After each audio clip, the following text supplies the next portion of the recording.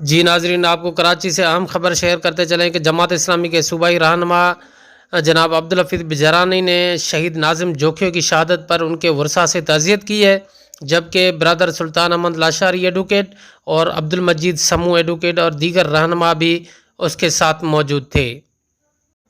मजीद जमात इस्लामी के सूबाई रहनुमा मीडिया प्रेस कॉन्फ्रेंस से बात करते हुए कहा, बुनियादी तरह असां ये जो प्रोग्राम है असो या दौरो है वो शहीद नाज़िम जी ताज़ियत के हवाले से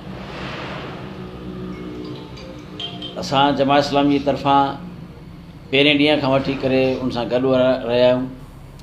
असांजे जमात इस्लामी यूथ विंग जो नायब सदर इम्तियाज़ पालारी पहिरें ॾींहं वारे धरणे में मौजूदु आहे ऐं ॿिए ॾींहं ते कराची जो असांजो सदर हाफ़िज़ नईमुर रहमान साहब ऐं जमात इस्लामी पाकिस्तान जो नायब अमीर मोहतरम असदुल्ला भुट्टो साहब साबिक़ MNA उहो बि आयो। असां बि इहो महसूसु कयोसीं त हीउ जेको वाक़ियो आहे इन वाक़े खे थधो करणु न ॾिजे, बल्कि इन वाक़े ते जेतिरो अफ़सोस, जेतिरो ॾुख ऐं जेतिरी इन जी मज़म्मत कजे इहा घटि आहे। इन वाक़े ते जमात इस्लामी जी तरफ़ां सॼी सिंध में एहतिजाज बि कयो वियो ऐं असां महसूसु कयूं था त पीपुल्स पार्टी जी हुकूमत जेका आहे उहा वॾेराशाही ऐं आपेशाही जी हुकूमत आहे। हीअ जमहूरी हुकूमत न आहे। जमहूरी हुकूमत में अवाम जी राय जो एतिराम कयो वेंदो आहे, अवाम जी राय खे अहमियत ॾिनी वेंदी आहे।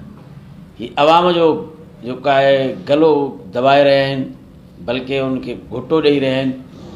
इन करे असां people's party J in policy खे जी मज़म्मत बि कयूं था, उनखे कंडेम बि कयूं था। ऐं ॿी ॻाल्हि इहा त हिन वाक़े ते अॼु ताईं पीपुल्स पार्टी जो कोई मौक़िफ़ न आहे आयो। बुनियादी तरह नाज़िम हिकिड़ो सोशल एक्टिविस्ट हुयो। उन हिकिड़ो वीडियो ठाहियो। उन वीडियो में छा हो? उन वीडियो में उन सिर्फ़ु एतिरो ॾेखारियो त असांजे घरनि में तव्हां अची फेरिंगियूं न कयो, हिते शिकार न कयो, तव्हां अॻिते वञो। मामूली ॻाल्हि हुई।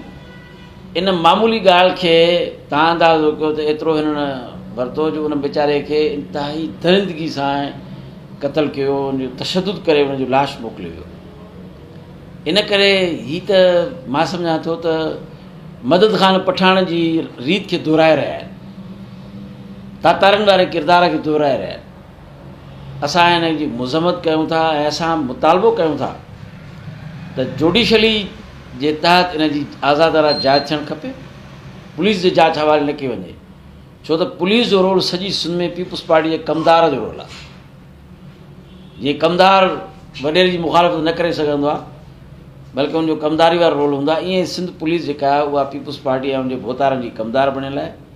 इन करे असां मुतालबो कयूं था जुडिशली तहत जेको आहे इन जी इंक्वायरी कई वञे